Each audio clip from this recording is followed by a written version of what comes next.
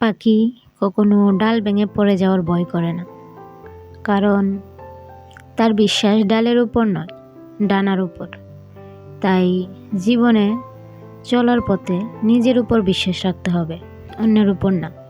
আমরা যদি নিজের উপর বিশ্বাস রেখে পথ চলতে পারি, তাহলে ইনশাল্লাহ একদিন সফলতা আসবেই আমাদের জীবনে। আসসালামু আলাইকুম, সবাই কেমন আছেন? যে যেখান থেকে আমার ভিডিওটা দেখছেন, আই হোপ সবাই ভালো আছেন। আমি আজকের ভিডিওটা দুপুরে রান্না করা থেকেই শুরু করেছি। আমি আজকে বড় মাছ দিয়ে ডাটা রান্না করে নিচ্ছি। আমরা যারা ইউটিউবিং করি তারা কিন্তু একটা জিনিস জানি যে এই প্ল্যাটফর্মে যে বেশি ধৈর্য ধরতে পারবে তার বেশি সফলতা আসবে। হয়তোবা অনেকেই আছে যারা অল্প সময়েই সফলতা পেয়ে যায়, আবার অনেকেই আছে যারা অনেক দিন কন্টিনিউ করার পর তাদের সফলতাটা আসে। যারা অল্প দিনে সফলতা পেয়ে যায় তাদের হয়তোবা ভাগ্য সহায় হয়, তাই তারা খুব সহজে সফলতাটা পেয়ে যায়। আর আমরা যারা এখনো সফল হতে পারি নাই তাদেরকে বলবো, সবাই আমাদের মনটাকে স্থির করে এই প্ল্যাটফর্মে পড়ে থাকতে হবে। হয়তোবা ধৈর্যের কারণে একদিন আমাদের সফলতা আসতে পারে। ধৈর্য অনেক বড় একটা গুণ, যা সবার থাকে না। আমি ডাটার তরকারিটা রান্না করে কলমি শাক রান্না করে নেব, আর তাই কলমি শাকটা একটু ভাপিয়ে নিয়েছি। আর এখন যে গায়ে পানিটা আছে সেটাকে শুকিয়ে নেওয়ার জন্য আবারও পাতিলে দিয়ে দিয়েছি। যারা এই পর্যন্ত এসে গিয়েছেন কিংবা এই মুহূর্তে আমার ভিডিওটা দেখার জন্য ক্লিক করেছেন, প্লিজ একটা লাইক দিয়ে দিবেন। আপনাদেরকে আমি বলতে পারবো যে একটা লাইক দিবেন, একটা কমেন্ট করবেন কিংবা একটা শেয়ার করবেন, কিন্তু আমি তো আর গিয়ে হাতে ধরে করে আসতে পারবো না। তাই সবার উপর বিশ্বাস রেখে বলছি, প্লিজ একটা লাইক দিয়ে দিবেন, আর ভিডিও শেষে অবশ্যই কমেন্ট করে জানিয়ে দিবেন আমার ভিডিওটা কেমন হয়েছে। আর যারা এই কাজগুলো করে দিয়েছেন তাদেরকে অসংখ্য ধন্যবাদ। যারা প্রথম থেকে এই পর্যন্ত আমাকে সহযোগিতা করছেন আসার জন্য, তাদেরকেও জানাই মন থেকে অনেক বেশি দোয়া ও ভালোবাসা। কথা বলতে বলতে আমার পেঁয়াজ রসুনটা প্রায় ভাজা হয়ে গিয়েছে, এটা আর একটু লাল করে ভেজে নেব। আর আমি শাক ভাজি করার সময় পেঁয়াজ আর রসুনটা একটু বেশি পরিমাণে দেই। আমার কেন জানি মনে হয় পেঁয়াজ রসুন যদি বেশি পরিমাণে হয় তাহলে শাকটা খেতে বেশি ভালো লাগে। আর দেখুন আমার শাকটা কত সুন্দর সবুজ রয়ে গিয়েছে। এটা শাক সবুজ করে রান্না করারও কিন্তু একটা টিপস আছে। আমরা যদি শাকটা ভাপিয়ে নেওয়ার সময় ঢাকনা দিয়ে ঢেকে না দেই, তাহলে কিন্তু সেই শাকটা সবুজ থেকে যায়। আবার ঢাকনা দিয়ে যদি ঢেকে দেই তাহলে কিন্তু শাকটার কালারটা চেঞ্জ হয়ে যায়। হয়তোবা অনেকেই জানেন এই টিপসটা, আবার অনেকেই জানেন না।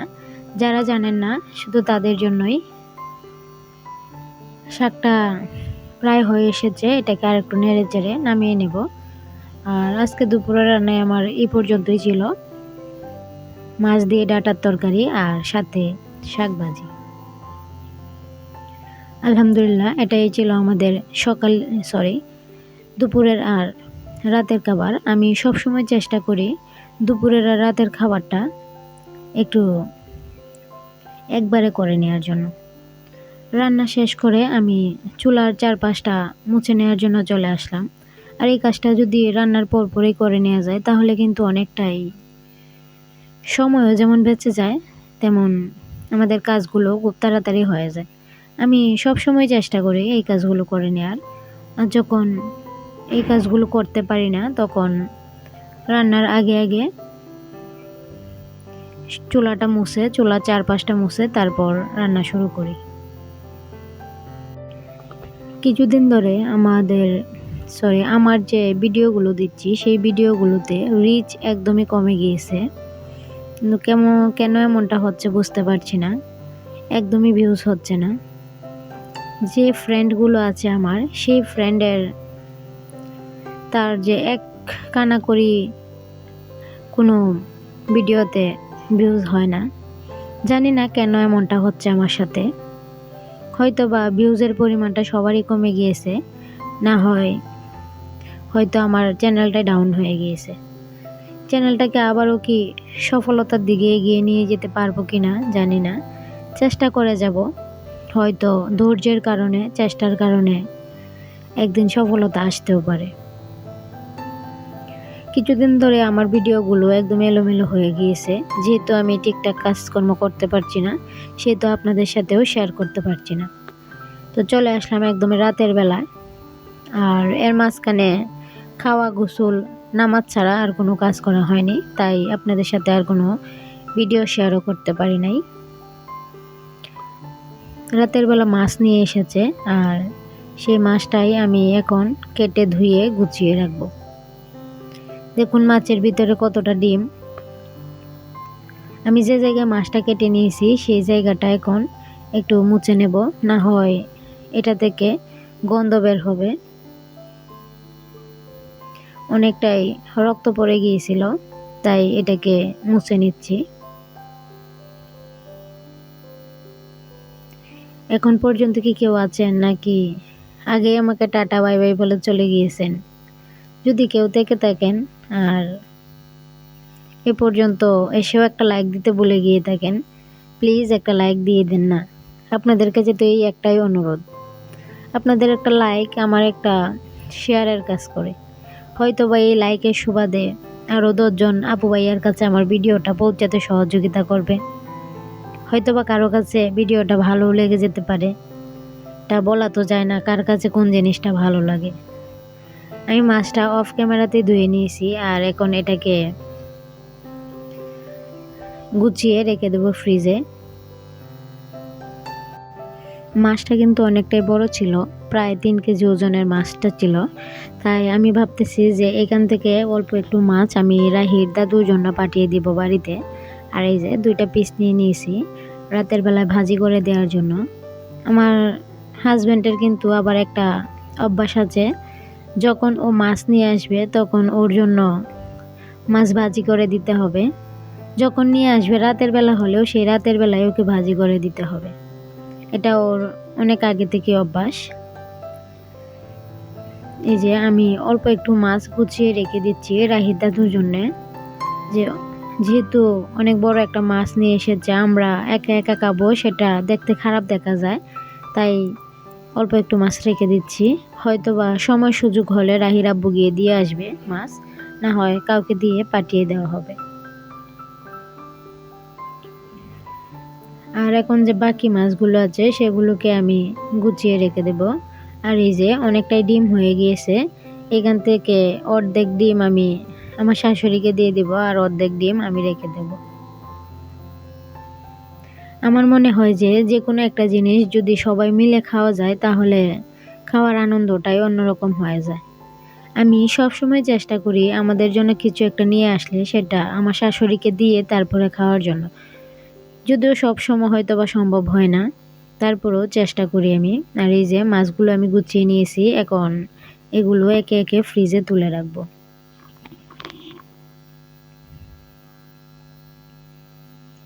রাহির দাদুরগুলো আমি নিচে রেখে দিয়েছি, যেহেতু কালকে ও যদি সময় পায় দিয়ে আসবে, না হয় কালকেই কারো কাছে দিয়ে দিবে। বেশি দিন যদি ফ্রিজে থাকে তাহলে হয়তো বা খেতে ভালো লাগবে না।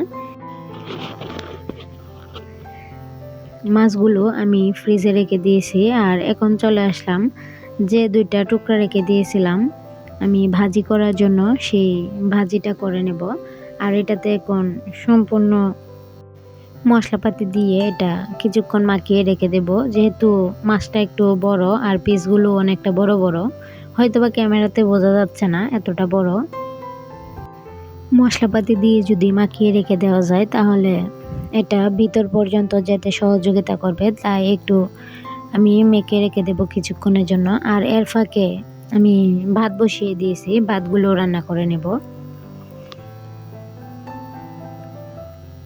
এই যে আমি মাখিয়ে নিয়েছি, আর এখন এটা রেস্টে রেখে দিচ্ছি।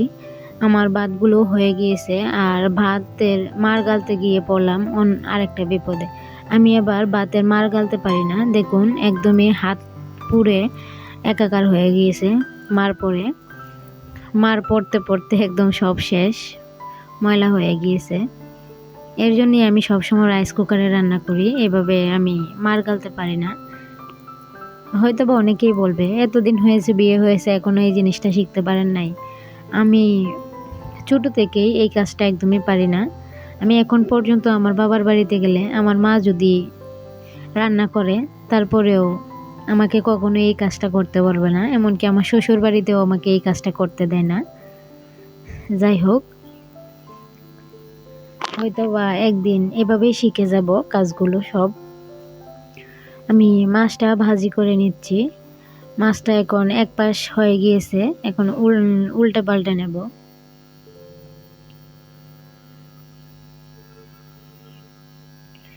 আর এভাবে আমি মাছটাকে সুন্দর করে কড়া করে একদম ভেজে নেব। এটা যদি একদম কড়া করে ভেজে নেওয়া যায় তাহলে খেতে অনেক বেশি ভালো লাগবে, যেহেতু অনেক বড় একটা মাছ। আর রাহির আব্বু অনেক মজা করে খেয়েছিল মাছটা, মাশাল্লাহ অনেক ভালো হয়েছিল ভাজিটা খেতে। আমার ভাজিটা প্রায় হয়ে এসেছে, এখন এটাকে আমি নামিয়ে নিচ্ছি। ভাজিটা নামিয়ে আমি আগে থেকেই পেঁয়াজ কেটে রেখেছি, একটু পেঁয়াজ ভাজি করে নেব। ময়মনসিংহের মানুষ তো আমরা আবার মাছ ভাজির সাথে পেঁয়াজ ভাজি না খেলে ভালো লাগে না, তাই এই কাজটা কিন্তু আমরা সবাই মোটামুটি করি, যে মাছটা ভাজি করলে পেঁয়াজটা ভাজি করে নিই, তাহলে খেতে অনেক বেশি ভালো লাগে।